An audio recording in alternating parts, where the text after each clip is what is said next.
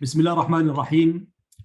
وأصلي وأسلم على خير من هدى الناس رحمة للعالمين سيدنا محمد وعلى آله وصحبه أجمعين.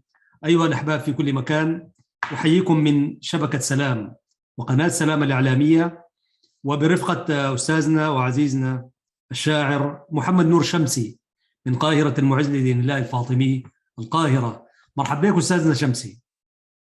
مرحبا واهلا وسهلا بك استاذي شريف. وانا سعيد جدا ان اكون يعني ضيفا على، وانت استاذنا وكبيرنا استاذ احمد، بلا يعني مجامله. حقيقه نحن الناس اللي اقتدينا بك فيها كثيره، وشكرا على هذه الاستضافه.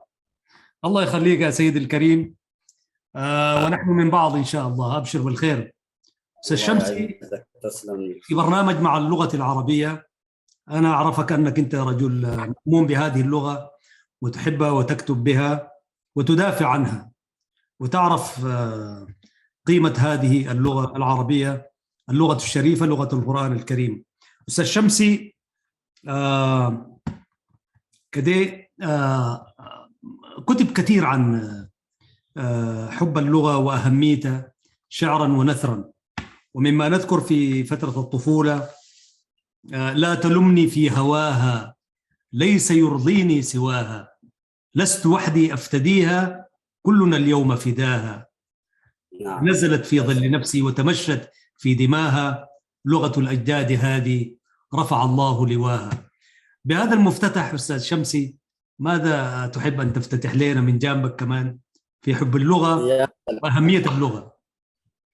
والله يا أستاذ أحمد، يعني ليس تحيزا، لكن أنت عارف اللغة العربية هي لغة إعجاز حقيقي، وهي يعني كما يعني يذكر كل المؤرخون اللغة العربية لم تتأثر بالقرآن، وهي حقيقة عندما اختار الله سبحانه وتعالى تكون لغة هذا الدين الحنيف، لم يكن عبثا هذا الاختيار طبعا أستاذنا. وهي يعني كلما تمعنت وكلما قرأت عنها يعني تكتشف كل يوم في اللغة العربية يعني إبداع ومعجزة حقيقية، بأن هذه اللغة يعني هي لغة العصر ولغة الدنيا بأكملها حقيقة.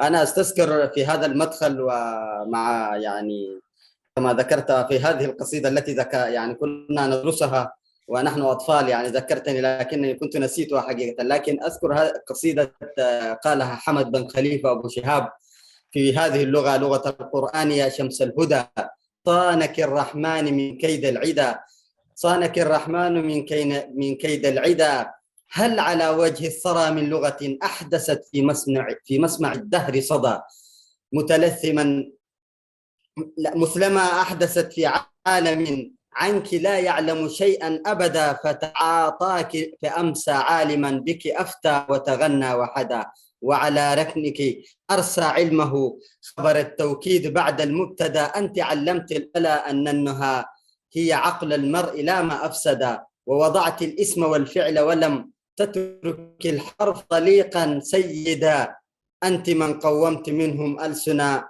تجهل المتن وتؤذي السند، بك نحن الأمة المثلى التي توجز القول وتسجي الجيد، بين طياتك أغلى جوهرة غرد الشادي بها وانتضض، في بيان واضح غار الضحى، في بيان واضح غار الضحى منه فاستعدى عليك الفرقدا، نحن علمنا بك الناس الهدى وبك اخترنا البيان المفردا، وزرعنا بك مجدا خالدا يتحدى الشامخات الخلدا، فوق أجواز الفضاء أصداؤه وبك التاريخ غنى وشدا، ما اصطفاك الله فينا عبثا لا ولا اختارك للدين سدى، أنت من عدنان نور وهدى، أنت من قحطان بذل وفدا، لغة قد أنزل الله بها بينات من لدنه وهدى، بينات من لدنه وهدى.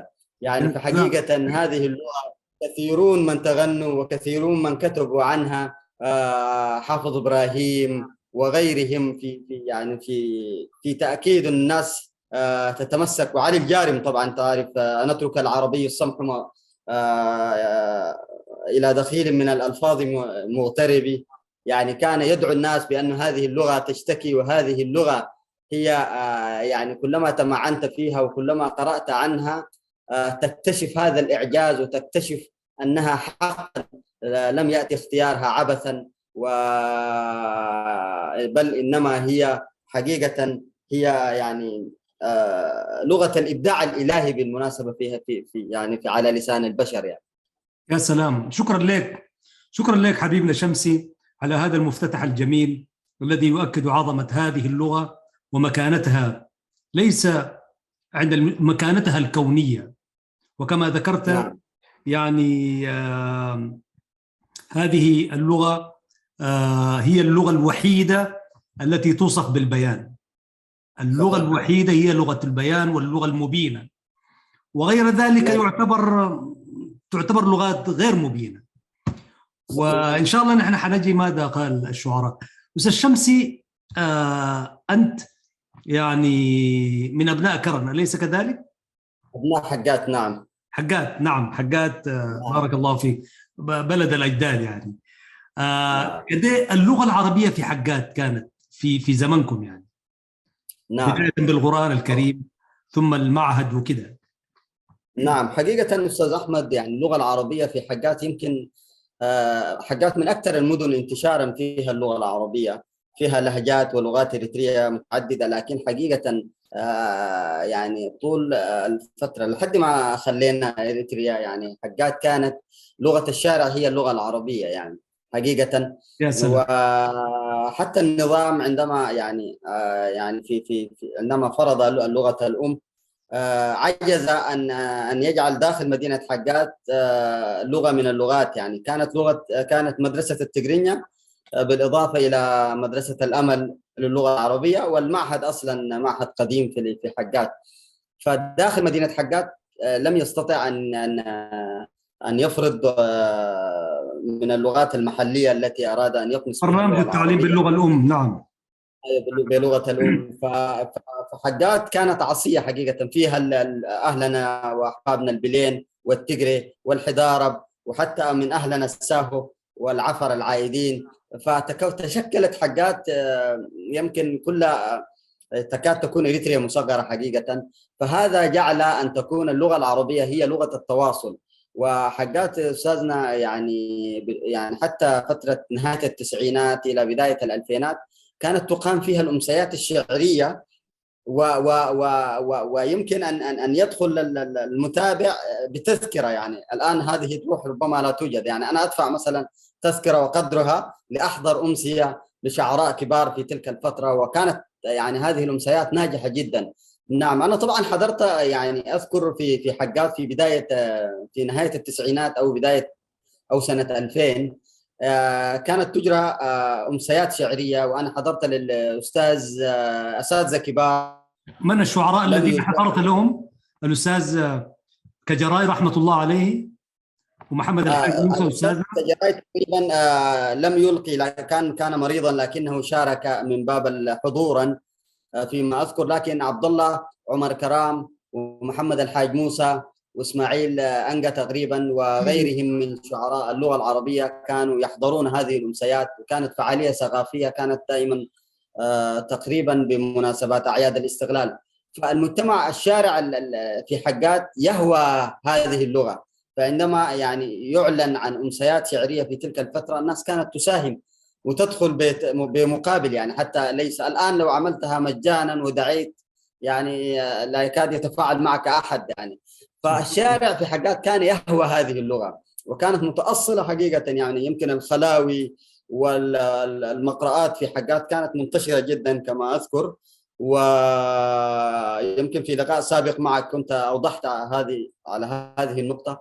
فالشارع الحقاتي حقيقة يهوى اللغة العربية ويستمتع حتى بالأغاني العربية. ومن فلذلك هناك نشأت أستاذ شمسي، نعم. وإلمامك وحبك لهذه اللغة حتى ما كتبت بها الشعر. فكدت تذكر 200 عرفت طريقك أنك أنت ستكتب الشعر بهذه اللغة الشريفة أستاذ شمسي. نعم ففي هذه الأجواء طبعا يعني الواحد تربى وأثرت فيه اللغة العربية. حتى كان في أستاذنا يعني تنافس بين شعراء، مش شعراء يعني الطلاب فيما بيننا. يمكن كان في كثير من أبناء حاجات، يعني أنا أذكر منهم يمكن 5 6 كانوا يكتبوا اللغة العربية. أخونا عثمان بروتاي، أخونا أستاذ الشيخ عثمان علي نور، ابن مؤسس المعهد الأستاذ علي نور عليه رحمة الله، الله يرحمه. وكثيرون، الأخ عبد العزيز وإخوة كانوا يكتبون ويتنافسون في كتاباتهم باللغة العربية. مختار سعد الله في تلك الفترة من جيلنا طبعا، والأجيال التي كانت قبلنا أيضا كان منهم من يكتب باللغة العربية وكان يشارك بها، وتحصل يعني تحدث منافسات حقيقة، يفاضل الناس بينما قال فلان عن فلان. فهذه الأجواء تدفعك لأن تكتب الأكثر وأن تنافس وأن تجود حقيقة. أول قصيدة الجو كتبتها كانت شنو؟ كانت 200 أستاذ شمسي. والله يمكن هي يعني في التسعينات طبعا، مع أثناء الطلبة، يعني وإحنا طلاب في الابتدائي ربما وكده، كنا ننافس بعد الحماسيات.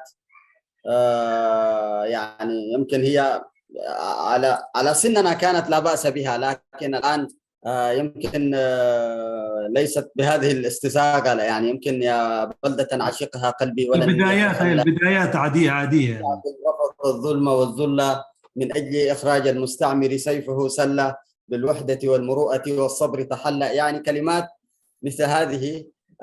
فكنا نبدأ وننافس ونفاضل، يا سلام أنت قلت كلاما حسنا وفلان قال أيضا.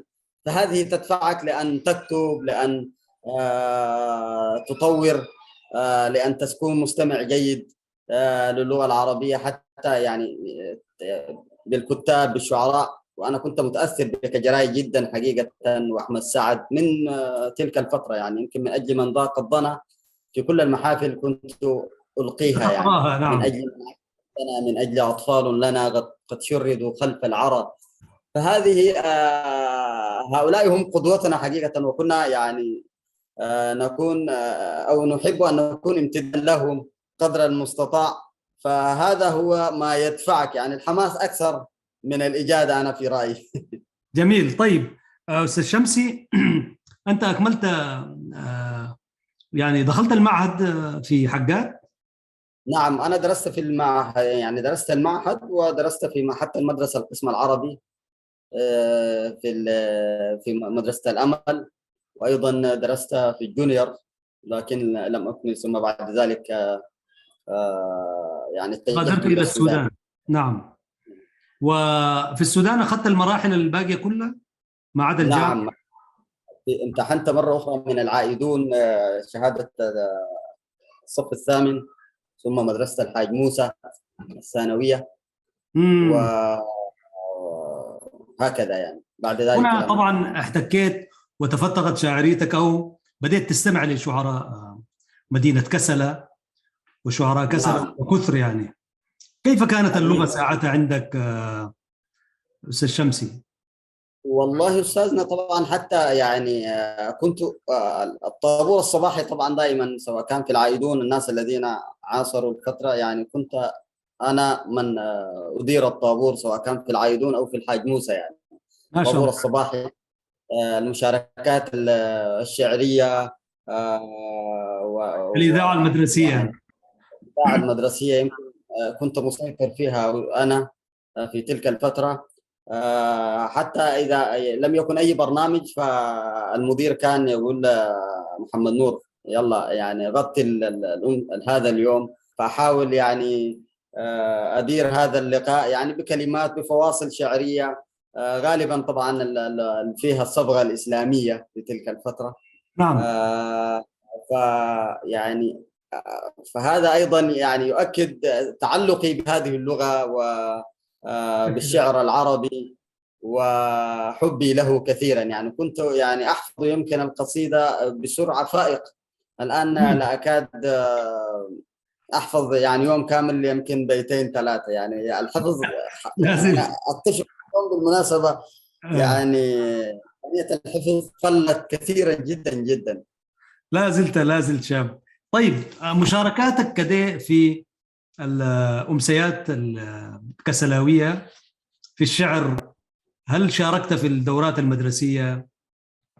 في زمانكم كانت الدورة المدرسية، نحن يمكن آخر عهدنا كان بالميلادي أنا 85. نعم، في زمننا يمكن حضرت حتى احتفالات دورات مدرسية في كسلة. امم. وصادفت أيضا أنا كان اليوبيل الفضي 25 سنة على تأسيس الحاج موسى، أيضا امم. شاركت فيها بقصائد.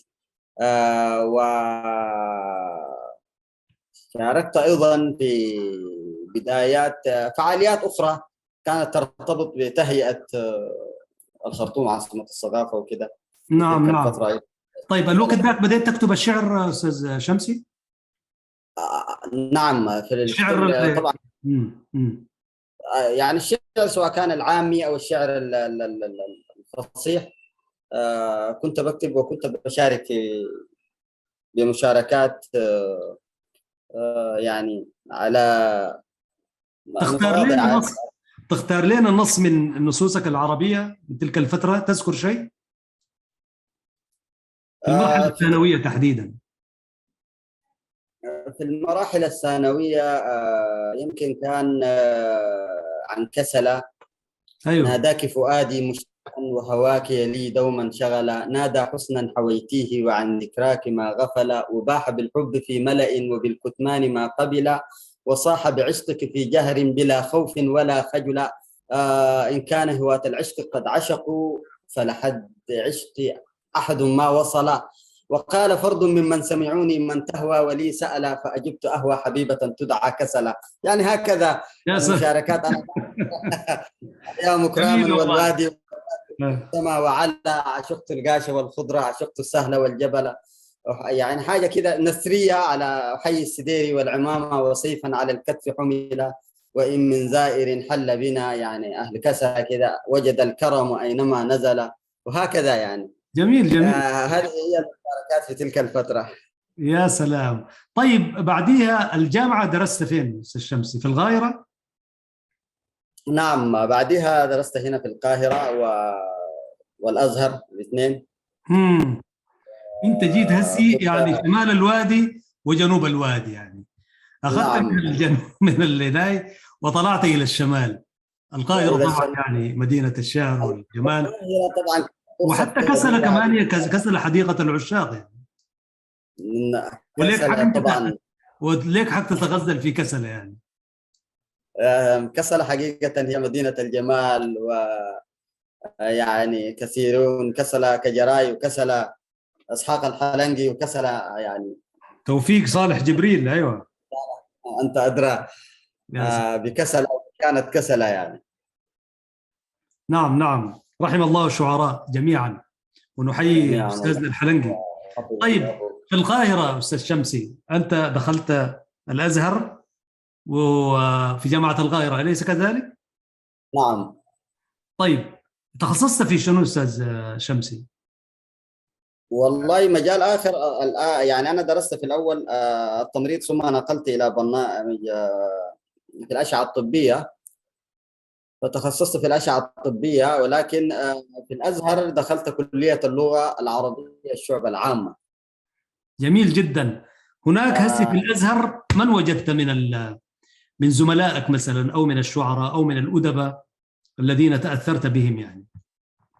والله أنا كنت متأثر من بسبب أن أستاذنا فاروق جويدة في تلك الفترة، وحضرت يا له سلام، نحييه. نعم. وتعرفت.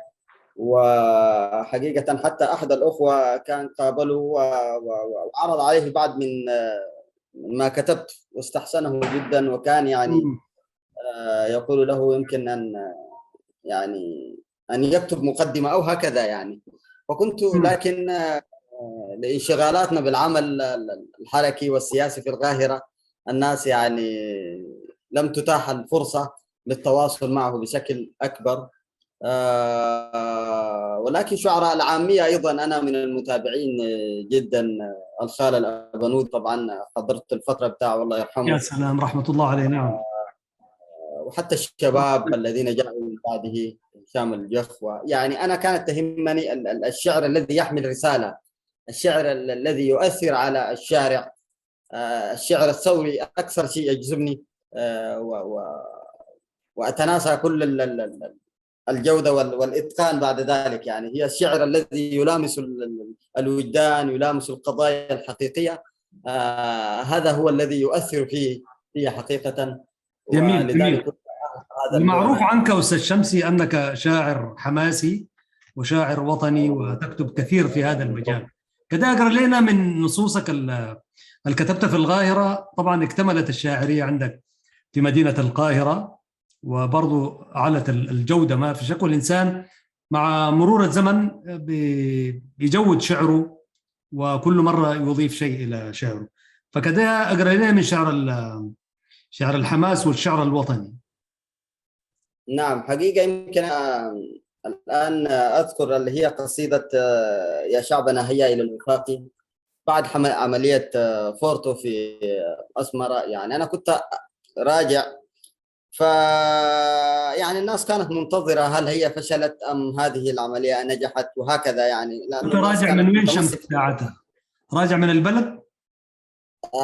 لا، أنا كنت يعني لا راجع من وسط القاهرة إلى حيث كنت أسكن في التجمع آه، الأول.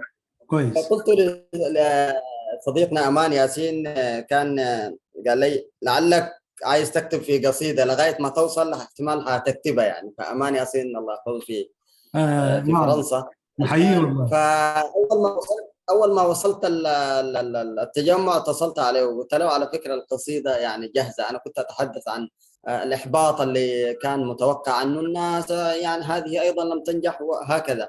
فكنت أقول يا شعبنا هيا إلى الوفاق، خلاصنا يلوح في الآفاق، عدونا لم تبقه قوته، رهانه دوما على الشقاق، فلننبذ التفرق بصدق، نوحد الجهود يا رفاقي. قد كشفت لنا فورتو خبايا، فالرفض طال سقيه والساقي، سيوفه التي سلت بجور قد تنيت بصلابة الأعناق، حباله التي ظلت متينة لم تعد قادرة على الخناق، أزياله لعلهم قد أدركوا متبوعهم يبدأ بالرفاق، حتما يطال بطشه البقية من عرضوا الضمير في الأسواق، يا شعبي العظيم لا تيأس، أفورق زائل وأنت الباقي، إريتريا الحبيبة سنهنأ بلحظة اللقاء والعناق، وتلبسين تاج العز حرة ونطوي صفحة من الفراق، يا رب كحل الأعين بنظرة منها وكلل باللقيا أشواقي، منها وكلل باللقيا أشواقي. فهذه كانت يمكن استحضرها يعني. فاتصلت عليه فقلت له يعني هذه القصيدة جاهزة. جميلة آه جميلة والله يا أستاذ شمسي. الله يعزك أستاذ وتم مالك. تلحينها تم غناء. والله قدمت هذه يعني قدمت كأنشودة. هي كان قد يعني كأنشودة كنت قاعد أدندن فيها، لكن لم تعرض. يعني الأشياء اللي يمكن قدمناها في المظاهرة كانت يا حمامة بلغ الأحرار عني يا حمامة، امم ويا أحرار يا بكر حمامة دي انهضوا. حنجيها بعدين. يا حمامة دي جميلة. جميلة نعم، كمان فدي والله. كانت باللحن هي، ويا احرار اريتريا ينهضوا كانت دي اول واحده. احنا كنا بنكتب الاشياء دي للوقفات الاحتجاجيه امام السفاره، حتى يعني نحمس الشباب في تلك الفتره. جميل جدا. طيب، لازلنا يا أخ... معكم مشاهدينا الكرام، وهذه الحلقة في برنامج مع اللغة العربية مع الأستاذ الشاعر الشاب محمد نور شمسي من القاهرة. أنا أعبر ثانيا وثالثا سعادتي بلقائك أخونا شمسي، وأنت رجل جاد ومهتم ومهموم بقضية اللغة والوطن والعلم كذلك. أستاذ شمسي، طيب، قبل ما نختم، كده من المواقف التي لا تنسى في رحلتك مع اللغة العربية، سواء كان في السودان، في القاهرة، في حقات. والله حقيقه اللغه العربيه يعني هي بالنسبه لي انا يعني الهوى والعشق حقيقه. وفي كثير من الملتقيات الشعرية في القاهرة يعني إريتريا غائبة حقيقة. وهذا يجعل عندما يستمعون لقصيدة أو هكذا باللغة العربية يقول لك أنتوا إيه يعني، أنت جبت الكلام ده منين؟ أنت تعلمت الكلام ده في مصر؟ أو يعني كأن اللغة العربية أصلا اكتسبتها في القاهرة، أو فنبدأ في التعريف إنه إحنا يا أخواننا إريتريا واللغة العربية متأصلة في إريتريا. نحن أجدادنا وآبائنا صح كانوا يتكلموا هم ينطلقوا بلغات من الواقع عربية. التعيس الذي لا يشبهنا الموجود الآن في البلد. نعم نعم. وحقيقة أنا من الناس، يعني اللغة العربية ليست لغة المحيط فحسب. يعني إحنا المتعلم عندنا أستاذ أحمد كما تعلم في الجيل السابق وجيل العشرينات وحتى القرن الثامن عشر، يعني الناس كلها مخطوطات باللغة العربية. يعني المتعلم يكتب اللغة العربية، غير المتعلم لا يكتب شيئا. فهذه كانت الرسائل التي كانت نعم. يعني. فاللغة العربية ليست هي لغة مستحدثة أو لغة دخيلة على هذا المجتمع. فأنا هذا ما يحزنني حقيقة. يعني هي لغة متأصلة من يمكن قبل البعثة المحمدية حقيقة. ودليل صلى الله أنه عليه حتى وسلم. النجاشي كان يتحدث هذه اللغة لأنها كانت لغة الشارع ولغة المحيط ولغة التجارة. فكل اللغات التي أتت دخيلة ما بعدها يعني حقيقة. أنا أشوف سواء كان اللغة اليونانية والإنجليزية اللغات العالمية، لكن اللغة العربية ظلت في هذه المنطقة. فعشان كده يعني انا بس يمكن المواقف اللي اذكرها انه انا غياب اريتريا تحس انه مستغرب انك انت تتحدث اللغه العربيه بكل طلاقه. يعني يقول لك يا نعم. سلام، يعني لغتك جيده ليست كاللغات. لكننا نبدا في تعريف نحن شعب وموجودين في المنطقه وعلى بعد هكذا ونتحدث اللغه العربيه كما نتحدث لغات اخرى. وللاسف ده طبعا غيابنا وغياب عن الساحه العربيه او التغييب حقيقه. يعني هو التغييب الاجباري.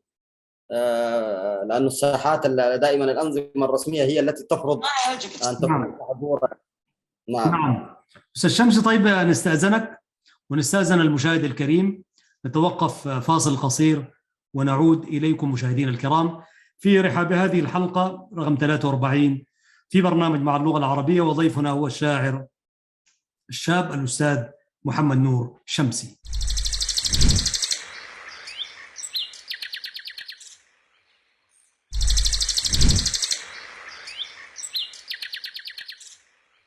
مشاهدينا الكرام، ونحن قد عدنا إليكم أيها الإخوة والأخوات في الجزء الثاني من حلقة اليوم في برنامج مع اللغة العربية، ومعنا الشاعر الشاب محمد نور شمسي.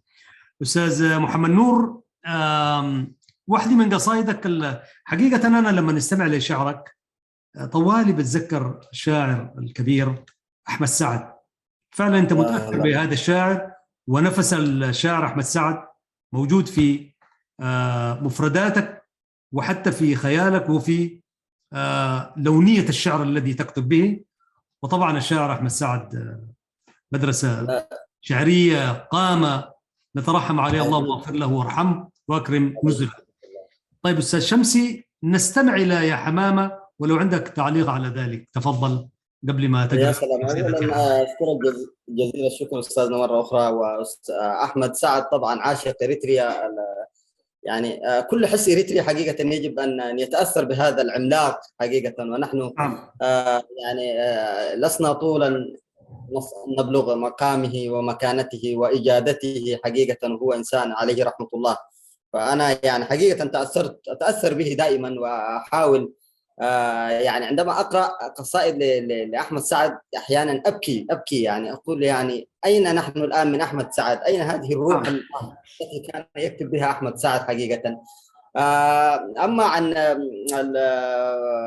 المشاركة طبعا تتشابه الظروف التي كتبنا فيها هذه ولو مع تغييرها في الزمن وفي تلك الفترة. نحن أيضا كنا في حراك شبابي، حراك مطلبي في تلك الفترة. كنا ننظم الوقفات أمام السفارة حتى نعرض قضيتنا. فكنا نكتب كل يوم تأتي مثلا عندنا مظاهرة يا شمس يلا نكتب حاجة الناس ترددها يعني. فيا حمامة أيضا يعني كتبت في هذه الظروف. يعني مثلا عندنا مظاهرة يوم بكرة حنردد إيه. فكنا بلغ الأحرار عني يا حمامة، وأنا أحب أن نلقيها حتى كما كنا نلقيها يعني. يا ريت والله. فكانت بلغ الأحرار عني يا حمامة قد رفضت العيش مهدور الكرامة.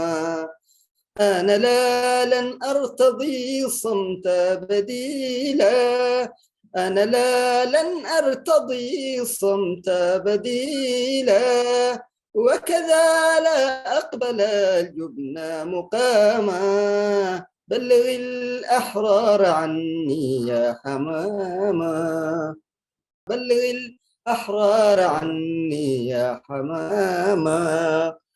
سأظل أناضل من أجل حق، وأقارع الطغاة لأجل عتق، وسأحمي قضيتي بكل صدق، وسأحمي قضيتي بكل صدق. لن أواري هامتي مثل النعامة، بلغ الأحرار عني يا حماما، بلغ الأحرار عني يا حماما. سأقاوم كي تكوني أنت حرة، وأموت في سبيلك ألف مرة، وفي ترابك لن أفرط قدر ذرة، في ترابك لن أفرط قدر ذرة، وتحمل كل أهوال القيامة. بلغ الأحرار عني يا حماما. إنه يوم المنى يوما غدوتي، ومن طاغية الزمان قد خلوتي، ولأجل ذلك قد بح صوتي، ولأجل ذلك يطيب موتي. لو أفارق دنيتي ثمن الكرامة، بلغ الأحرار عني يا حماما. يعني هكذا الأنشودة الناس تكرر. والله يا أستاذ شمسي، يعني أنا زي ما قلت، يعني أنا ما والله لم نستضيفك ساكت، يعني بأمانة. الله أنت رجل شاعر يسلمك. ورجل مبدع بالجد والله. وهكذا الله مشاهدينا يسلمك الكرام، يا أخي، هذا رأيتم من هذا الشاب ذوقك. الجميل كيف يترنم ويتغنى بوطنه. وفعلا يعني أنت موجود فيك روح أحمد سعد، والله الله نحسدك عليه يا حبيبنا الغالي بالجد. يعني أحمد سعد قامة وأنت رجل قامة والله. فأحييك على هذا النسق، وسر على طريقك يسلمك. أستاذ شمسي. الله يعزك أستاذنا، وتسلم كثيرا على هذه الكلمات وهذا التشجيع حقيقة. أنت جدير بذلك. قال الشاعر الله. أستاذ شمسي في هذه اللغة، وهو الشاعر شاعر القرن، سماه هكذا ابن أستاذنا فراج الطيب السراج. يقول عن والده الطيب السراج في دفاعه عن اللغة العربية، قال: هذا اللسان، هذا اللسان الذي جاء الكتاب به يا سلام. محمدا عربي ما به لفف. يا هذا سلام. اللسان الذي جاء الكتاب به محمدا عربي ما به لفف. ما لي أرى أهله عن عرضه انصرفوا، والأعجمي أراه ليس ينصرف.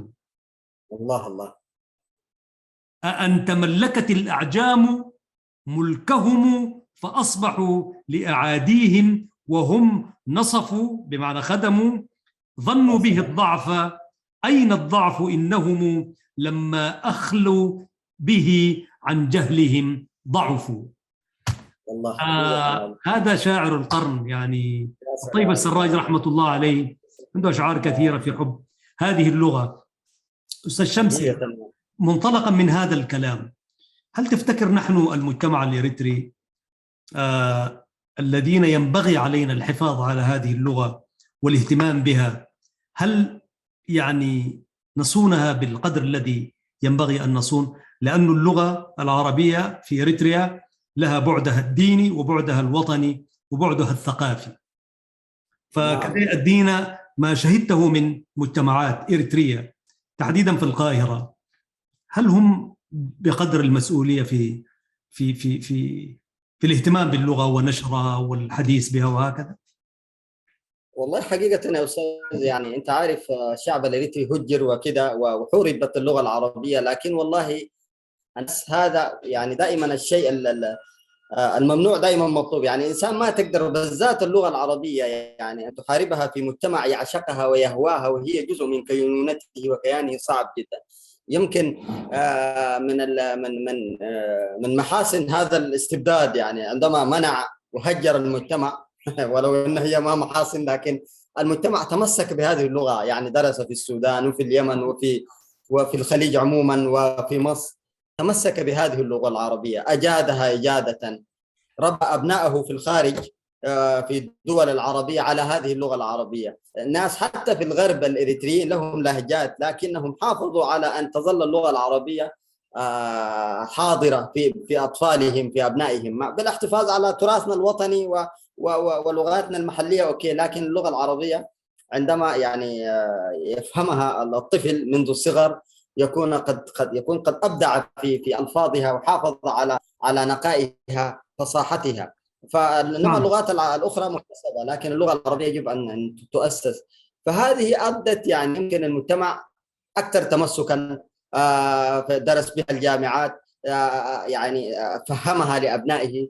فالمجتمع الإريتري لا يمكن أن يتنازل عن هذه اللغة العربية. واللغة العربية كما ذكرت لها يعني هذه المكانة العظيمة. يعني أنا يمكن من الأشعار، ولو أنها هي طبعا دائما إحنا ما ملتزمين بالعروض والأشياء، لكن من الأشياء الحماسية التي كنت ألقيها في تلك الفترة للتعريف بإريتريا، يعني يعني كنت أقول شرفت بلادي باحتضان الصحابة عند فجر الإسلام وشيوع الأوثان، فكانت ثاني منطلق الإسلام بعد مكة، وانتبهوا أقول ثاني، فقبل المدينة كانت أصوات القرآن تشدو فيها على لسان جعفر والزبير وابن عفان، ونخبة من كرام الصحابة الذين آوتهم بلادي في ذاك الزمان، قل لي بربك أبعد هذا شرف وعز يعانق العنان، تلك بلادي أرض الهجرتين فعوا لها، وهنيئا لي بموطن الفخر خير الأوطان.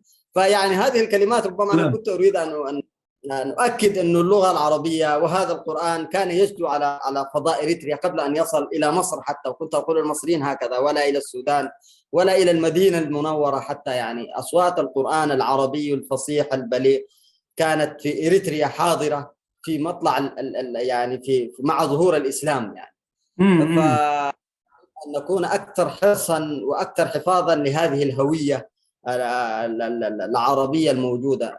يعني لا، وأؤكد أن العربية لا تعني الإسلام، فكم من الأخوة المسيحيين العرب، وأنت تعرف إيليا أبو ماضي، ومن يكون إيليا أبو ماضي يعني في اللغة العربية، وكثر من الذين لم تكن ديانتهم الأساسية هي الإسلام، لكنهم عشقوا هذه اللغة، لغة البيان، اللغة البديعة، وحافظوا عليها. فنحن عندما نتحدث عن اللغة العربية، هي صحيح نحن كمسلمين لها مكان عندنا، لكنها كلغة عصر وكلغة دائمة وباقية ولغة أزلية وأبدية ولغة يعني لغة الجمال ولغة العشق ولغة الإبداع ولغة المعجزات حقيقة. يعني لدينا لغة عربية، لا يمكن أن نتمسك بلغات عالمية أخرى هل تكون بالإضافة إلى اللغة العربية ولا تكون خصما أو على حساب اللغة العربية يعني.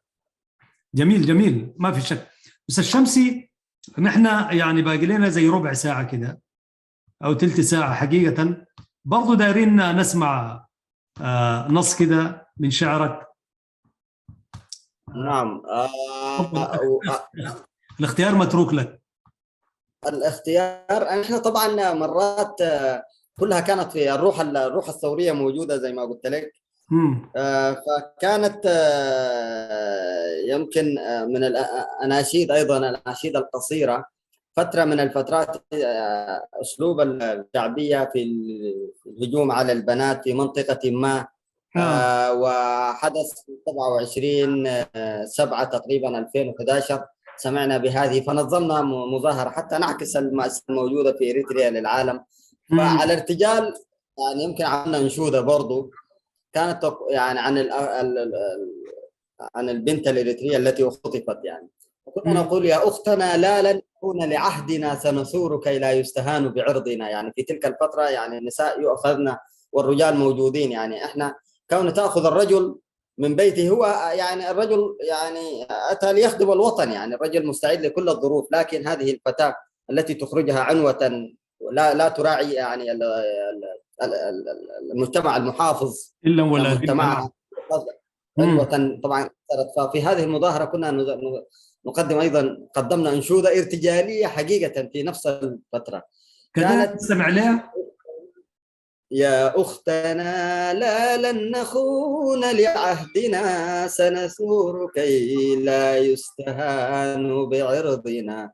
يا أختنا يا أختنا، صرخات أختي آلمتني يا أخوتي. يا أختنا وأنينها القاتل يدمي مهجتي. يا أختنا تبكي تنادي من يثور لحرمتي. يا أختنا تبكي تنادي من يثور لحرمتي. يا أختنا هيا نقول لها بأنها هنا. يا أختنا يا أختنا لا لن نخون لعهدنا، سنثور كي لا يستهان بعرضنا.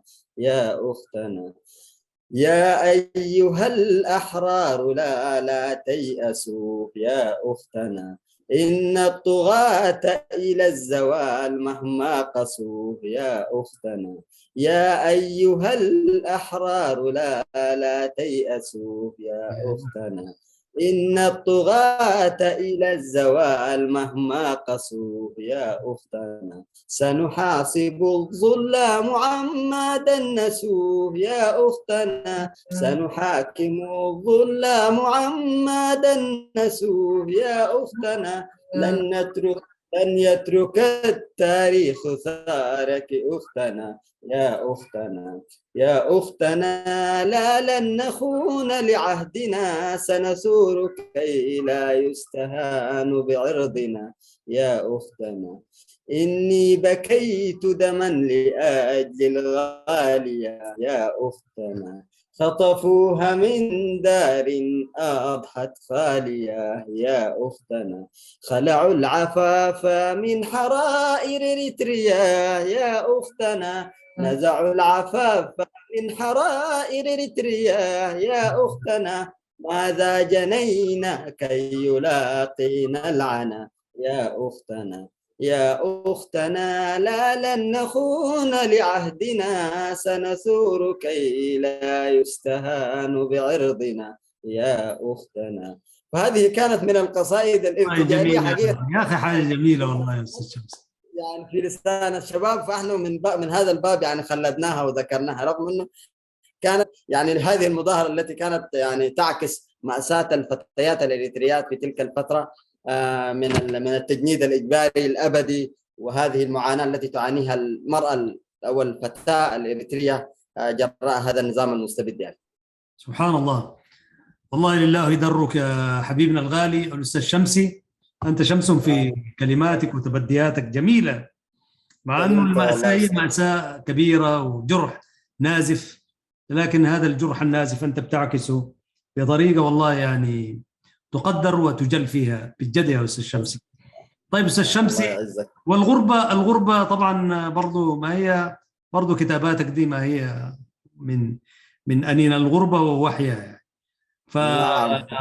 فهل هناك شيء جديد يا أستاذ شمسي لم يكتمل؟ الشعراء طبعا يكتبوا أحيانا ما تكون نعم، مكتملة وأحيانا.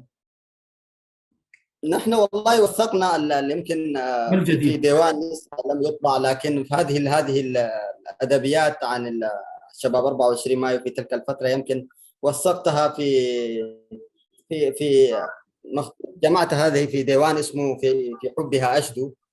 لم يرى النور لسه، لكن على الأقل حتى لا تضيع هذه القصائد وهذه الأناشيد جمعناها في ديوان، ربما طباعة هكذا في حبها أشدو. يا سلام.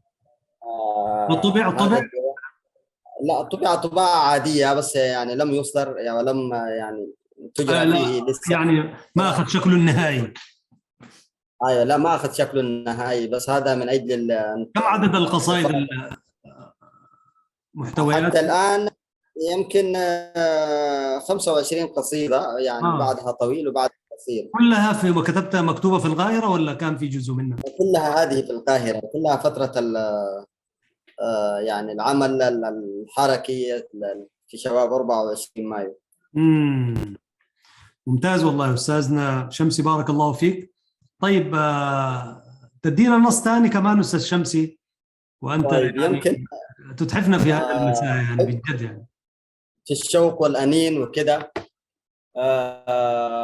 أوهام البين يعني والبعد، قصيدة يا ذاك الحنين تمهل، لا يزال القلب يسأل عن مرام التوه هذه، لمراس بات يجهل، لبلاد صارت ذكرى لا تبارح حين ترحل.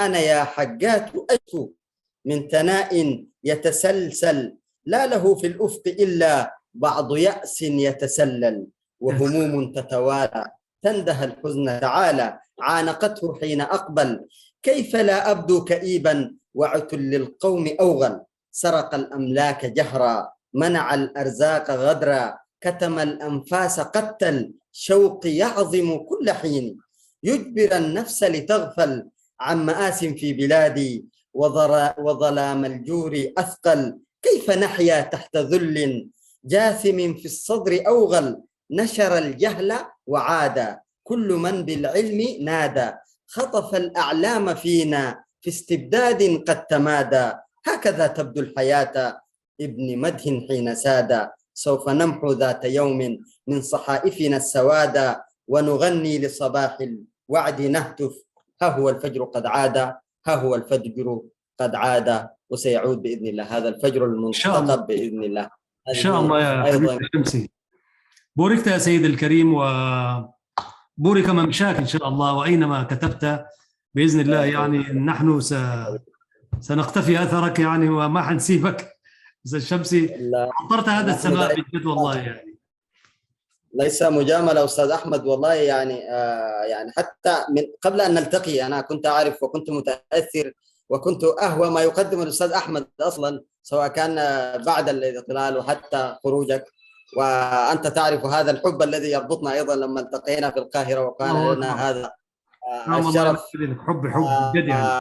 قريب جدا منك وأدعي ذلك يعني شكرا يا سيد الكريم، بارك الله فيك، ونحن نقدرك والله ونحترمك جدا، وأنت رجل جاد ورجل محترم إن شاء الله. طيب شمسي، أنت بتطل كذلك على المشاهد الإعلامية، وأنت رجل إعلامي كذلك، يعني بتقدم برامج وتعمل مقابلات وكذا. كيف تجد واقع اللغة العربية أستاذ شمسي في المراصد والمنافذ الإعلامية التي أنت تعمل بها واللي بتشوفها يعني تتابعها؟ والله اللغة العربية يعني حاليا دائما ستتأثر، لأن المجتمع الإريتري زي ما قلت لك معظمه الآن أصبح في بلاد الغرب أو بلاد يعني ابتعد، وتأثرت كثيرا اللغة العربية، لكن كما قلت يعني دائما هي لغة الخطابة، لغة الحديث، لغة المعنى. فلذلك في الإعلام الإريتري والله دائما أفاجأ بناس يعني وشباب واعي وشباب فصيح وبليغ وشباب يعني مبدع جدا في هذه اللغة. طبعا الأجيال اللغة العربية الإريترية يعني بلسانها المميز أصلا كإريتري، هذا واقع، لكن في اسلوب الكتابه، اسلوب الاعلام، اسلوب التعبير، والله دائما نحن نكتشف اجيال، بالمناسبه اجيال مبدعه جدا، في ظل احيانا يمكن يعني تشعر بانه خلاص يعني هذا الجيل القديم، هذا الجيل المبدع لا يكرر ولن تاتي، لكن كل جيل وله يعني فرسانه وله مبدعيه. فاللغه العربيه في الاعلام الاريتري نحن فعلا حقيقه نحتاج الاعلام، لكن الكوادر المؤهله في الاعلام التي لم ترى حتى الان هذه الاضواء كثر جدا، واللغه العربيه محفوظه في هذا المجتمع، واللغه العربيه موجوده بقوه حقيقه في الاعلام الاريتري، لكن نحن نحتاج فعلا لاعلام الذي يعني نوافذ القنوات الإعلامية حقيقة، وأتمنى أن المجتمع كله يساند هذه القنوات، سواء كان الرسات، سواء كان سبتمبر، أو كان كل القنوات الوطنية أداء التي وغيرها. يمكن نعم نعم. فيها إعلاميين مبدعين وتظهر فيها أصوات إعلامية يعني مبدعة جدا. فلا خوف على الإعلاميين، ودائما يعني أنا مستبشر جدا بالشباب الإريتري الذين نشوفوا يعني نراه هنا مثلا في القاهرة في برامج، في توك يعني برامج صغيرة يعني بينظموها فنانين أو مبدعين باللغة العربية. أنا يعني انبهرت يعني. ويمكن أشيد هنا أيضا بمجموعة المجد، كنت استضفت منهم ومعهم شباب يعني يتدربون على الإلقاء الشعري، على تقديم البرامج. يعني كلهم يمكن ما وصلوا معظمهم الجامعة، وطلاب دون الجامعة أحيانا، لكنهم يتدربون على الإلقاء، على الأداء، على التقديم. وده طبعا مبشر بالخير جدا للإعلام الإريتري وحقيقة جميل باللغة جميل. العربية. ونحيي جماعتنا أخواننا في حراك سات وآخرون عشان ما يلومون طبعا كذلك. طبعا سات نعم، برضو نحيي يعني كل والمراصد منصة وكل المواقع العربية الشغالة. تقدير. لكن برضو كلام نقوله، وشبكة سلام طبعا منهم، نقول لهم ادعموا هذه القنوات فإنها تعبر نعم عن همومكم، حتى لو غفلتم عنها بفعل فاعل. صحيح. فأدعموا هذه القنوات، ويعني تابعوها وانتقدوها وقدموا آراءكم فيما تقدم، لأنه هذه اللغة تهمكم. وزي ما قال الشاعر: الحي حي من حياة لسانه، فإذا أبيد من اللسان أبيد. ده الطيب السراج كمان أستاذنا شمسي. أستاذ نعم شمسي، حقيقي. تختم لنا حاجة من نصوصك، باقي لنا كذا دقيقة يعني. والله أختار مع على السريع كده طيب قصيدة: صمتنا حتف، امم عشنا ليوثا لا يطاق نزالها، شعبا جسورا باسلا وكريما، سل عن عواتف المآثر تنهمر، شعبا أصيلا ثابتا وحكيما، فاقت مواقفه العظام شجاعة، كل النعوت شهيدها ومقيما، نال المكارم والنهى بجسارة، قد كرمته أدالنا تكريما. يا سلام. ثرنا على جيش الغزاة بهمة، ثرنا على جيش الغزاة بهمة، لنحيا أحلام البغاة جحيما، نلنا الكيان بجهدنا لا منة من غاصب بتسلم تسليما، بل قد نزعناها جهارا عنوة، ركعت لها هاماتهم تعظيما، إن التأسف أن أرى من مثلنا صمتا وخوفا ما ألفناه قديما، ما كان لهذا الزنيم ليعتدي جهرا على إرث الشهيد غريما، يا أيها الجسار هيا قم بنا نهتف سويا، صمتنا أضحى جريما، وبحرقة أختم حديثي قائلا: فيما السكوت أعيد فيما السكوت أعيد فيما. يا سلام، لله يدرك يا حبيبي. شكرا لك أستاذ شمسي، وبارك الله فيك، وكنت شمسا إن شاء الله، وسر على طريقك. أنت رجل مجيد ومبدع. ونختم بما بدأنا به الحديث. أولا أنا أشكرك باسم كل المشاهدين والمتابعين لقناة سلام الإعلامية، باسم كل المشاهدين بنشكرك ونرحب بك مرة ثانية إن شاء الله في لقاءات قادمة، ويكون ما عندنا مشاكل فنية كثيرة. نحن جاهدنا، ومشكور أنت تحملت انقطاع ثم عودة، وهكذا دائما الحاجات الجادة، الحاجات اللي هناي بتواجهها عراقيل دائما. والإعلامي لا يستسلم طبعا، وأنت رجل فيك نفس إعلامي كمان أستاذ شمسي، وبالتالي يعني صبرت معنا، وإن شاء الله دائما تكون موفق بإذن الله. جزيل عندك الشكر. كلمة أخيرة دار تقول أستاذ شمسي قبل الختام؟ والله أستاذ أحمد جزيل الشكر، وأنا سعيد جدا بهذه الاستضافة حقيقة، والتحية لك ولمشاهديك في قناة سلام. ويعني أتمنى أنه أكون يعني يا رب أكون كنت يعني إنه ضيف خفيف الظل، ويعني استحسنتم ما قدمنا، وشكرا جزيلا على هذه الكلمات. تحية يس. لك، وإن شاء الله يعني على أمل.